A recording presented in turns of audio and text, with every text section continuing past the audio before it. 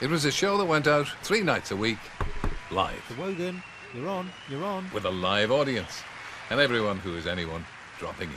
The great and the good, the bad and the ugly. They called it Wogan. I never knew why. So, if you're sitting comfortably, I'll show you something I made earlier. God knows what they'll make of us in 25 years' time.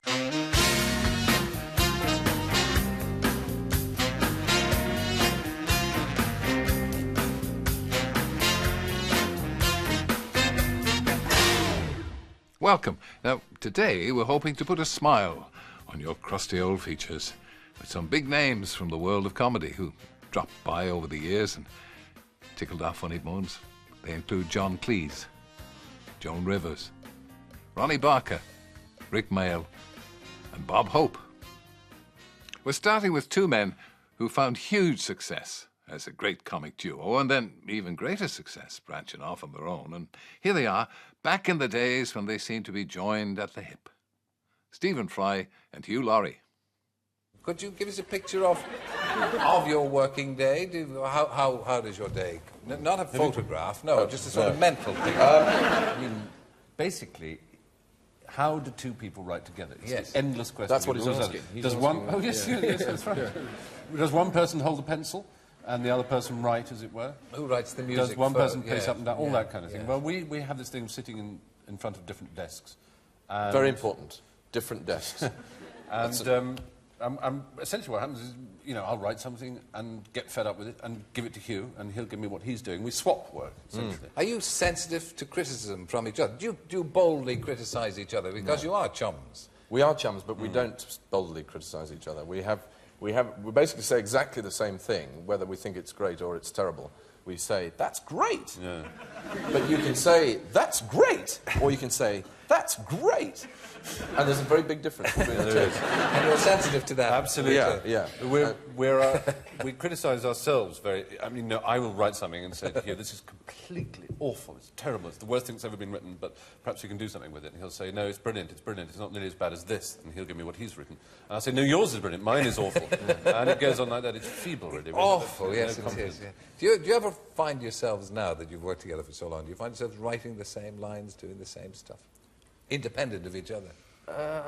Sometimes. Oh, you see? Isn't it incredible? Yeah, amazing. Extraordinary. Can't be just coincidence. No, There's some can't. kind of extrasensory thing going on. That's right. So we often finish our own... sentence. I was going to say breakfast. Oh, breakfast. We definitely finish our own breakfast. It is uncanny. Yeah. And you're also going to be seen as Jeeves and Wooster again? Series 3 of that? This is true, yes. Yeah, that's very good fun to do, really. Yeah, I mean, dressing up in those clothes. And everything. Great clothes and great cars and everything. And also, because we don't write it and the scripts just arrive in beautiful little brown envelopes and they're just great, and you don't have to worry about what you're going to say, you just read it out. Well, you learn it. Then read it out, because people will notice. That would be shoddy, frankly. It would be shoddy. Yes. But that is great fun. It really is. I noticed, though, however, that the pair of you are really sort of slipping into the old Des O'Connor, Bruce Forsyth syndrome, aren't you? Hello? Well... Appalling thing to say. No. I have lawyers, you know. Be fair. You've got an album from the series coming out. I see. Yes, He's referring to the album. More bum than owl, I think, in this case. Are you singing? Yes, there is singing. Who's singing? Hugh's singing. I do a bit of singing. Do you? Hugh is musically brilliant. No. I mean, I'm sorry, but he is, and he refuses to come out about it. And I'm outing him now as a superb musician. He can play anything. He really can. And mouth organ and saxophone and piano and guitar. And I am hopeless. And what do you do? Do you tap dance in the background, is it? No, well, there's some dialogue written. It's not just songs. There's the sort of bits of dialogue in it. And I Sprachgesang, as I believe it's called. You know, like Rex Harrison in My Fair Lady. I sort of speak, but I have Van Gogh's ear for music. I must say, it sounds as if it's not going to work. But the surprising thing is it does. Yes. Are we overselling it? Yeah.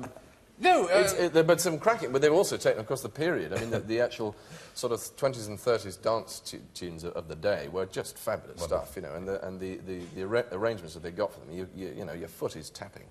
Is it? Not now. No. But it will be when you put it on your CD player, as I'm sure you will. Grand. Now you published a novel. Yes, a slim volume this year, and achieved some acclaim, Yes, most extraordinary. I don't know how it happened. It's very peculiar. I mean, you don't expect these things to occur at all, and it seems to be well received and selling very well. And I keep thinking there must be another book of the same name by someone also called Stephen Fry, because it's very, very hard to believe. There's something very permanent about a book, very different from a television series. You go into a bookshop and you actually see it there physically. But now you can talk on the same level as you can talk to people like Clive James and can't you? No, can't you? I don't think so. I hope I've written a bit higher than that. No, Derry. I don't want to sound vain, but I hope we've peaked just a few hundred feet. You've Base any Camp ambitions 3. at all? I suppose you're jealous, aren't you? You'd like to write Deeply something. jealous, Yeah. yes, it is maddening. Well, you know, I think if I ever did it, I don't think I'd have the nerve to do it under my own name. So then I thought, well, I may as well... Racy stuff. Oh, lots of sex. Masses of sex in it, obviously. So I thought, well, I may as well just pretend that I've already done that under another name. And I may just pretend that I am... Better sexy and racy than sexist and racist. Isn't that a lovely thought? That's a very beautiful Very thought. nicely put. To take into 1992. What better way to finish the interview? Lovely, lovely way. Thank you very much, Steve. Oh, it's a huge pleasure. Yes, and Hugh. Not at all. Thank you.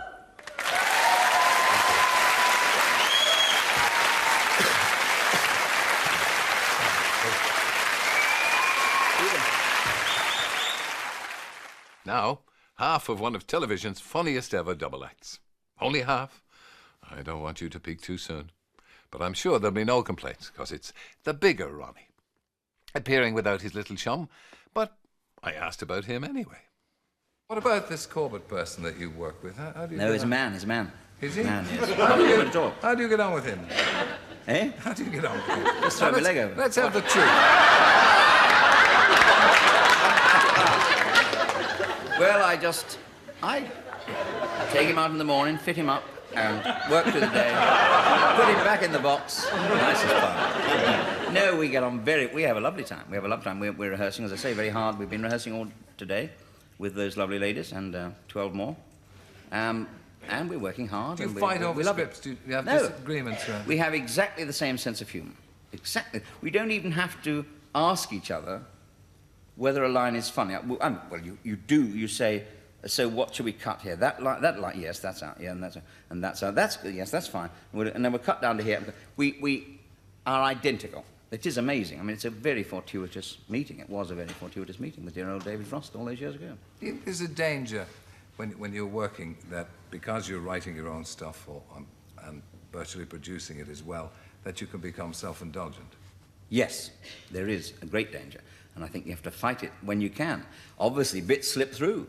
You know, eventually, if I look at a thing 3 months later, I think, well, those very words. We were self-indulgent there. But you do try and fight it. Yeah, you've got to. It's for that reason that I hate now that people know that I write the scripts, because they used not to know. I used to write under a pseudonym and no one knew. And it was wonderful then, because they just, you know, you got their true opinion. A script came in, and I pretended I'd never seen it before, and we all sat and read it, and someone said, that's not bad. And I said, yeah, it's pretty good. Put it in the pile, we'll do that. Then another one would come in that I'd written, sent in through my agent in various, you know, nefarious ways. And they'd say, oh, well, he's let us down this time. Oh, Wiley, look, that's rubbish. And I'd read it and say, oh, yeah, rubbish, throw it away. And I would be glad to do that, you see, because the decisions were being made for me. I was being judged on my work truly. I didn't have to worry about people trying not to offend me. You see, now I bring in a script and they say, oh, yeah, very good, very good. And I wonder whether they mean that. They might not. They're too worried to offend me, to say so. Can you be dispassionate enough about your own work to reject it yourself? Well, I don't think that's possible. If you've just written a script, you don't write things you don't like. You don't write in, right, I put a bad line here, do you? No. You write everything that's in the script. You read it through and say, well, maybe that's too long, take it out. But when you look at it, you think, that is as good as I can make it. That's how I want it. But it may not necessarily be good enough. You are saying to yourself, that is fine, but other people look at it and say, well, he thinks that's funny, but it isn't really. So you can't judge your own work, really. I have to rely on people being as honest as they can. Yeah. How much longer do you think the two Ronnies can run? I don't know, 6, 7, 8 days? No, I don't know. I think it can go on as long as... you've got to stop it just before people want to stop it, you see. That's the But how sort do of you thing. know when they want to stop Exactly. it? Well, it's like stop just before you hear the bang, isn't it, when you're backing a car? You have to stop just before you hear the bang. And that's what you have to do. But nobody's able to do that, are they? No, but you get a slight sort of slide, I think a little tiny feeling of something a bit stale and, you know. Traditionally, when that begins to happen to great comedians, comics, or comic acts or actors, they take the money and go to the other side. The other side, yes. I don't think it helps, does it? I mean, I think it doesn't make a bit of difference which side you're on. You've got to. It's the writing, it's the scripts, it's the people you work with, the actors you work with. Of course, the directors matter. I mean, if you go over and find a terrible director, then the show won't be as good. But I think people go, when they go, they change the format as well. But if you do a comedy show and you throw out your writers and you say, I'm going to ITV, you go over and get a new lot of writers. We're going to do it all different. We're not going to sit there and have news items and all that and a musical bit at the end. Throw all that out. We're going to do, and we've got these new writers. Then you could go zoomp like that. So you think that the same format should be sustained? If you're going to continue with the two Ronnies, you should have the news at the beginning, a little bit, and then various sketches in the same format sustained. I think we were unluckily lucky. I mean, what do I mean? Unluckily fortunate. Luckily, we were unfortunate. No, unfortunately, we were lucky. That's it. Yes. Because we hit on a very good format for episode 1 of series 1. And if you've got a good format, you do think you ought to change it. And we've been thinking, well, should we change something? But then you try and change it, and you think, well, that's not better, that's worse. So, in other words, if you're onto a good thing, stick to it until someone suddenly says it's not so good, I think, or it's slightly good. May I mention, I'm sure I can mention our two lovely friends, Morecambe and Wise. Yes. Now, you see, I think people have said to me, Morecambe and Wise is not what it was when it was on the BBC. And I don't know why they say that. I think it's exactly the same. I think that when you move, people expect you to be much better, not just the same. And if you're just the same, it seems to them as if you've gone down. I think they're exactly as good as they ever were. But I think it's a very dangerous thing to move about. And why move about, honestly? It's lovely here, isn't it? Did you like it here? I like it here, yeah. Sunny? Look at it. Mind you, it's the day before yesterday. It is, yes. By today, it'll be pouring with rain. I like you because you're a very well set up man. Fat, you mean? Like Yes. myself. A bit like myself. You Yeah. know this latest thing about keeping fit, and we've all seen Harry Seacombe. Harry Seacombe now has lost 4 stone. He weighs Wraith-like. exactly the same as me now. 14 stone 10. He's the same height as me, but I now look twice as big as him, don't I? We are the same. What? We are the. Can What's I stand he up? doing? Yeah. Let him stand up. I mean, may I stand up? I should have. I know I can't. I haven't been drinking. No, what a fine figure of a man.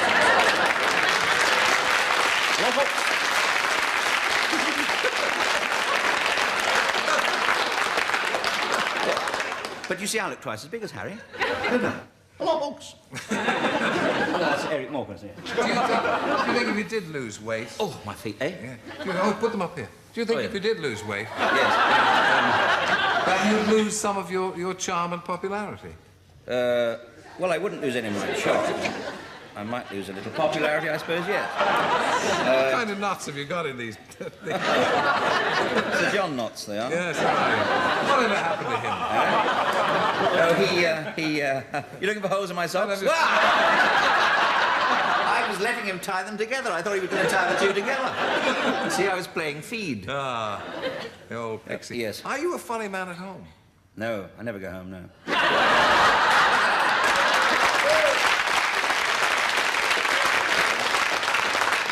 I'm sort of... sometimes I'm funny. I make my wife laugh. She'd laugh to see a pudding crawl, as they say.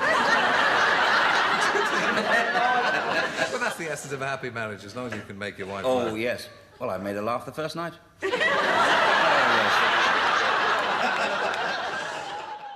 No, it wasn't all merry banter and manly joshing. Wogan was awash with song, as well as story. Take young Phil Collins, for example.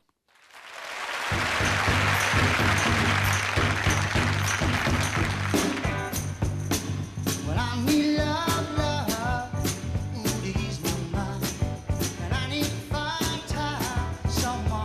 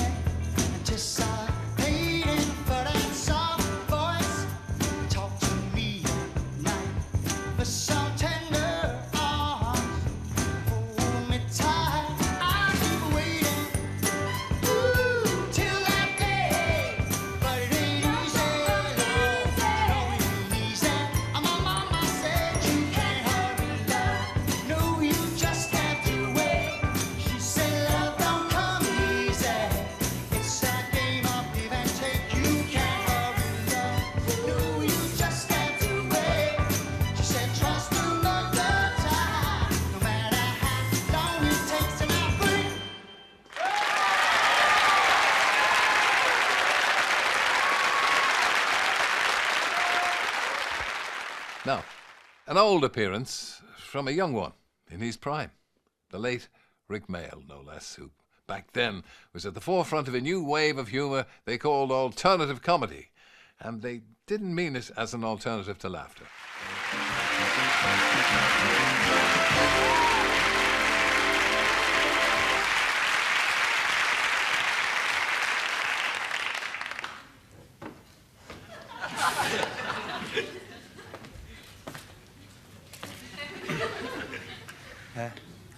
Hi.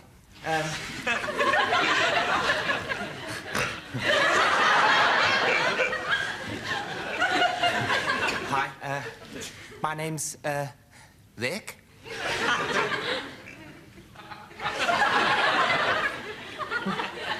What? What is it? What is it? What's going on? Oh, you're a pretty nutty bunch, aren't you? I'm pretty nutty as well. I don't care what I do. I broke a teacup in the dressing room just now. Just like that. I mean, it was an accident and everything, but I didn't report it or anything. I'm just mad! Mad! Knowing me is a bit like being on the road with the Who. Actually, in fact, one of my friends said that to me the other day. He said, hey, Rik, knowing you's a bit like being on the road with the Who, isn't it? I said, with the Who? Straight off the top of my head, I hadn't planned to say it or anything. I'm just mad, I don't care. Can you see all right at the back? Well, what you doing wearing glasses, then?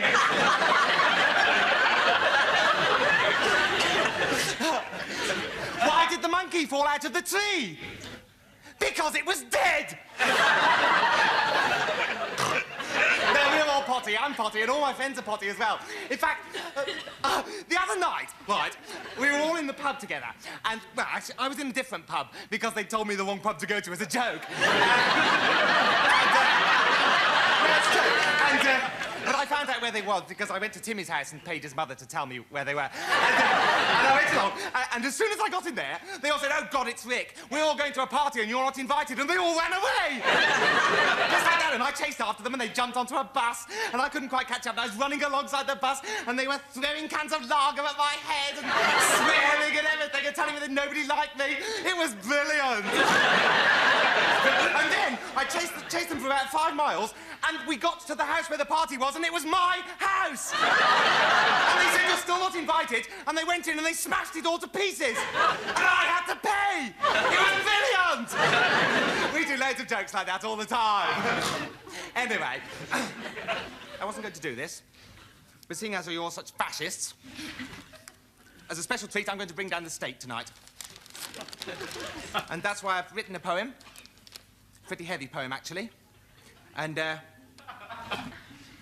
shut up, please. It's easy to laugh, isn't it? Shut up!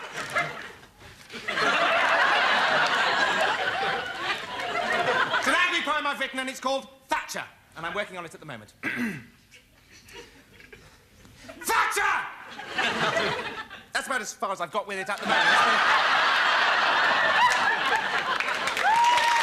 Shut up!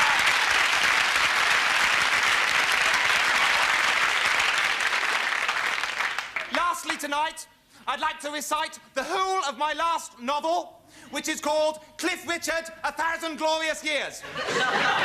Rik? Yes? Shut up. Sorry, Terry.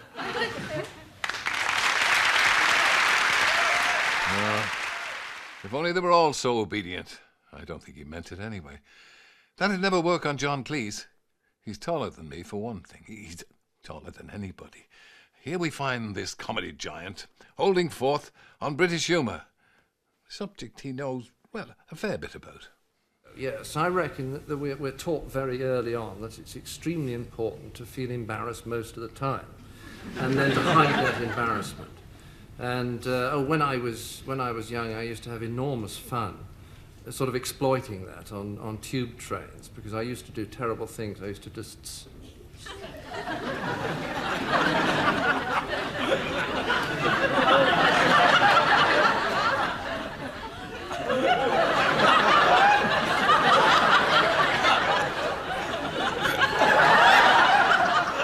do all this, for about 4 minutes quietly. And I'd already picked someone in the corner of the carriage, you know, and just at the moment I go like that. And I'd look straight at him, you know, and he'd be looking. But the English are wonderful, aren't they? I mean, they must never, ever admit that anything's going on that's making them uncomfortable. I remember when we were shooting now for something completely different, years ago, and there was a bank robber sketch which Rik Mayall had written, and I was fully dressed as a bank robber. You know, I had the black trousers, I had the black and white stripes and the little mask, and a great big bag marked swag. And after we finished the sketch, I saw it was 5 to 3, and I had to cash a cheque, you see, so I went into the bank. I chickened out the mask. I took the mask off, but I did have the bag saying swag, and I remember I eventually got to the front of the queue, and the cashier just looked up and said, "Yes." Absolutely nothing. You know? Absolutely. Like the cashier check was right. But no recognition that anything's going on. That's what makes the British unbeatable, I'm sure. It's that pretending that nothing has happened. Absolutely. When you get a drunk in the tube, you know, and he's lying like this. I'll try not to do an Irish accent, all right?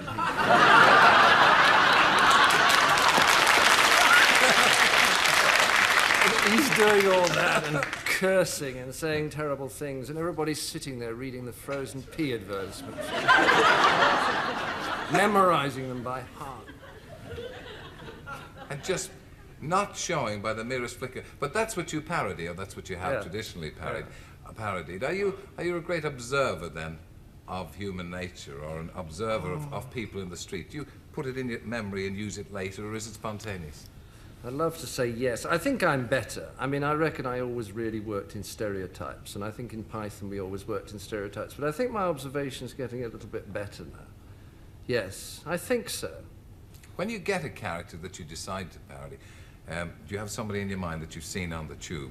It's usually the flimsiest idea, absolutely the flimsiest little notion. It sometimes starts from a single line. I remember I rather liked a sketch I wrote about a merchant banker in Monty Python, and it all came because I'd been introduced to one at a party, and he'd done that marvellous thing about shaking hands with you without looking at you, which is actually the ultimate squisher, you know, when they say, "Would you like to meet Terry Wogan?" You know, and he goes, "How do you do?" And, you know, afterwards, I was really cross because he'd squashed me so much, and I had this line in my mind in which he somehow said, "I forgot my name at the moment, but I am a merchant banker." You know, somehow that was his essence much more than his name. And just kind of based on that one silly little line, a whole sketch came. But it is game playing, isn't it? I mean, that is the public school thing of you must try and get on top, because otherwise you'll be crushed to death. I don't know. I think it depends on... I think it may depend on the school you go to. I think if you go to Harrow or Eton, maybe you're taught to be on top. But I think where I went, I wasn't taught to be on top. I was taught to be jolly nice and awfully apologetic and absolutely not annoy anyone at all and apologize 3 times in every sentence. I remember being in America about 2 years ago, and I was trying to think what it was about Americans that I liked and didn't like and comparing with the English. And I just sat down at a dinner table, and there were a lot of English and a lot of American all mixed up, and at one point an Englishman actually wanted the salt. Well, you know, he didn't, being English, he didn't say, "Would you pass the salt?" He said, sorry. That's it, yes. Sorry is how you ask for the salt. It's true. I think we were all trained to be vastly apologetic and not to be pushy at all. And, well, like I've done with you, you see, if I'm sitting up properly, I'm up there. Well, that would look too damn arrogant, so I sort of get that. I've noticed how I slipped down to join you. I have Something interesting could develop. Yeah. In one bound, we leap from one performer who's caused outrage in his time to another who caused it all the time. Joan Rivers. "Can we talk?" was her favourite catchphrase. A rhetorical question. She could talk the hind legs off a donkey. In this case, the ass was obviously me.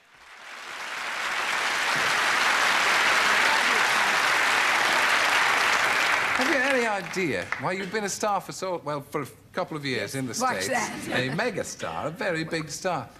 Why has it taken us so long to cotton on to you, do you think? Well, I always wanted to come over here and work here, but I don't like airlines, so I decided to walk. No, I was always scared to come over here. I never thought they would think I was funny here because I wanted them to like me so much. So you don't want to do something sometimes and then fail. And finally, last year, my husband, we had a record, and they brought the record over first. And when the record did well, called Can We Talk over here, then they said, now you can come over. So I let the record go first to break it in. But your kind of humor, do you have to have people like you? Because your humor is kind of abrasive and sharp, isn't it? Well, I think, I don't have to like it. I have to know you're kidding. Does that make sense? Yes, I mean, of course. if you're going to say outrageous things, they've got to know that she is just being silly, not being mean. I mean, there's a big difference. But your problem is the problem, of course, that British comedians would have in the States as well. Understanding the vernacular, understanding your basic humor. And also having people find you. Benny Hill is a tremendous hit in the States. And I think it's a tremendous hit because he went on a little tiny program in a little crummy station, and everyone kept saying, oh, look, he didn't come on saying, like, here I am, you know. Some stars come on, here you are, and they go, Julio Iglesias, did he come on this? Yeah. Well, he came to the States, here I am, wow, wow, wow. We all went, So, you don't want to come on, you don't want to come on, like, take a look. Also, they took a look. They pay us. You're also known as the meanest bitch in America. Who called? Victoria Principal called you that? No, she was talking about you.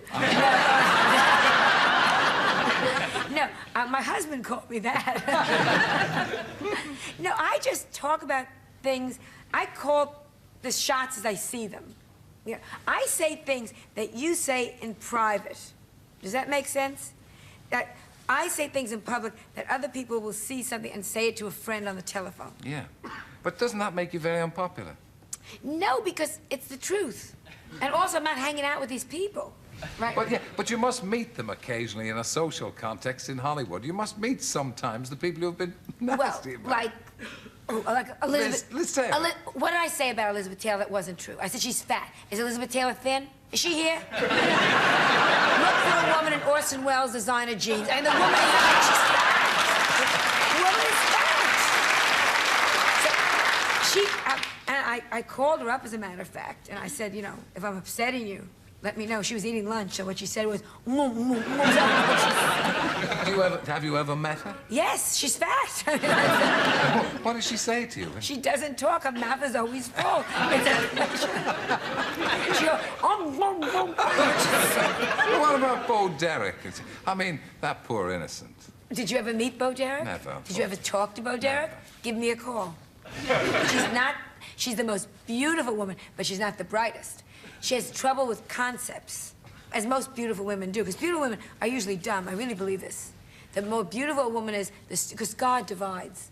If he makes you gorgeous, he makes you stupid, thank goodness. I mean, no, it has to be fair, right? It has to be. Bo Derek does not understand the concept of Roman numerals. She thinks you fought World War XI. She is just confused. She saw a sign that said wet floor. She did. The woman is confused. But she's gorgeous. I'd rather be dumb and beautiful. Joan Rivers. A tongue like an adder, a wit like a razor. Well, let's have a burst of the brilliant Blondie at her very peak. Debbie Harry.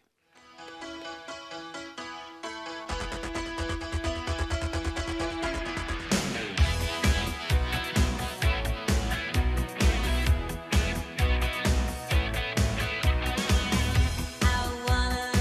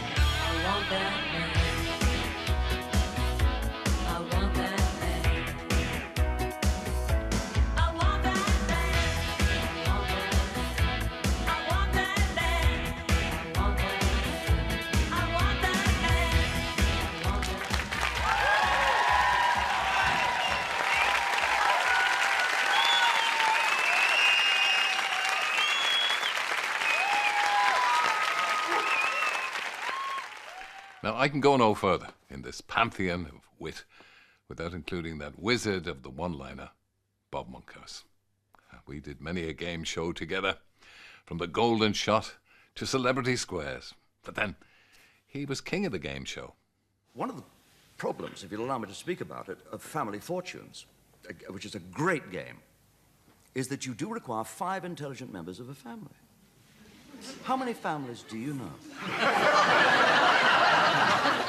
5 intelligent. You can find a bright mum, a bright dad, a smart son-in-law, a clever auntie.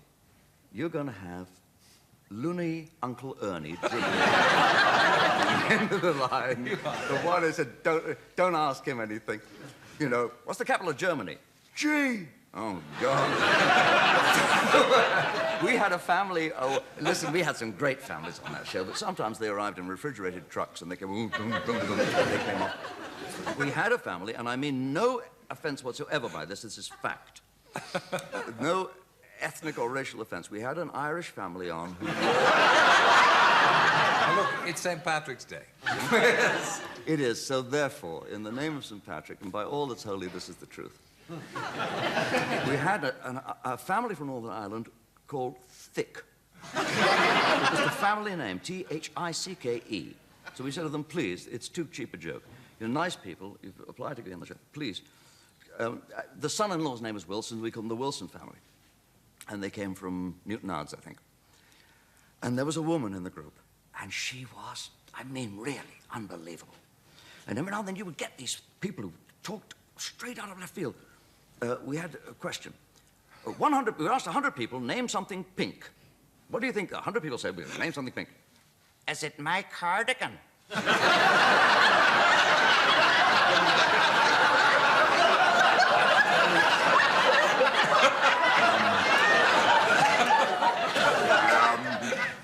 Good answer, good answer. Let's see if it's up there. We finally wound up. You're not going to believe this, but it's true. This was in the first series. I think people have forgotten the disasters we had. We'd asked 100 people nationwide as to the survey, name something which is deserted in the wintertime. And the top answers were a nudist camp and I think a swimming pool, the beach. You can make them up. So we got the 5 top answers. A couple of answers had come up. I come to this woman again. And I'm like this, and the audience is like this. And I said, name something deserted in wintertime. And she said, my cousin Elsie. And the audience laughed like the audience is laughing now. And she said, it wasn't funny. Christmas coming up and 5 children in the house. I mean, where do you put yourself? Our final blast from the past comes from another Bob Hope, who Bob Monkhouse once wrote jokes for. Now, Hope was no ad-libber, was always very open about employing gag writers, but he'll always be one of American comedy's all-time greats. You're a man of enormous stature in America, and you're pretty tall here. But how come that you never went for political office yourself? Well, the money wasn't right. No, I told, in fact, Thursday night I'm going to be with the president at the Washington Convention Center, and I'm going to say that about him, you know, because a lot of people ask me that, and since he's been a hit, a lot of people in show business are thinking about going. In fact, they asked me to, but I told them the money's not right, and besides, my wife wouldn't want to move to a smaller house.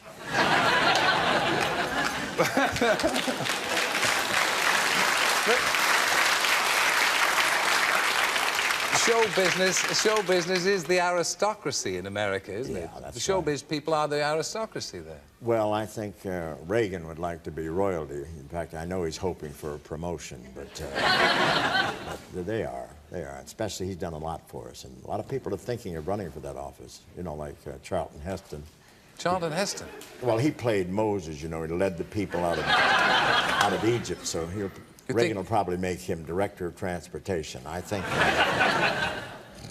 Your signature tune is "Thanks for the Memory." What are your fondest memories of show business? Oh, God, I've had so many. Is there any one that kind of stands out about working with Bing and all those movies? Fantastic memories of this wonderful place over here where I was born. Really. What about the movies? What was the one you had most fun making, or the series? I don't know. I think the road pictures, we had more fun because Bing and I were just wild in those things, and trying to top each other, and it was sensational. All, you know, 7 weeks of that was just too much. But I enjoyed making all the movies. I enjoyed it. How long since you made your last movie? About 12 years. What was that one? Well, I've been so wrapped up, and you know, I've been on television for 35 years, and with my... and then you take the show on the road, don't you? And all I the go rest all over the place, you know. Is there any possibility that you're ever going to retire? I don't know. How do you spell that? He's probably got something to do with money again. I tell you something, it's so exciting. Show business is so exciting. I don't think I wouldn't live if I wasn't in show business. I wouldn't care about it because it's marvelous just to sit here and see, you know, these marvelous people. It's a sensational thing. Do you remember the very first day that you went into showbiz? What was the beginning for old Bob Hope? I sure do. I sure do. God. And it's kind of sad. The first time I was on the stage, yeah. I got out there. I bombed quite a bit. I was the bomber of the day. But you know, you managed to pick when you look yourself back, up. when you look back and think about that, you get a great kick because I've been so lucky in show business. And can you possibly stay there for a minute, because we do have something to celebrate. I know you'll claim that you're still a slip of a lad, but I'm leaving you again now, sir. But I shall return, as MacArthur said. Where are we going? What? I'll be back, Bob. Don't worry. I'll return, Bob. What happened? I got, Bob? Oh, I got my a birthday. God, not going to do that. Look at this. Wow! Come down and join. Come down and join me for the birthday. Happy birthday cake. Hey, we'll see. Where do you get small candles like that? Hang on. You know something? Where do you get those little candles? I'm not much good at this, Bob, lighting things. No, so I'm not going to bother trying to light all 35. Go. Go on. Go. Get a 30. We weren't able to light this up. I love that, the golf course. Isn't it good? The golf course. Wonderful. Reminds you of the several that you own. Yeah. Have we got enough puff to let it go? I tell you, if you really put the big candles on, you'd have enough icing to skate on, I'll tell you that. But that's pretty. I enjoy that. We hope that you'll take it with you, and our good wishes as well. Because golf has always been tremendously part of your life, hasn't it? It sure is. It's been great, you know, and it's a game you can play forever. It doesn't make any difference how old you are. You know, you just get out there. We have a fellow at our club, must be 92, and he plays every day, and he can't see very well. So the pro said, take Charlie with you. He's the same age, but he can see real good. So he put Charlie in the cart, hit the ball down the fairway, turned to Charlie, said, you see it? Charlie said, uh-huh. He said, where'd it go? Charlie said, I forgot.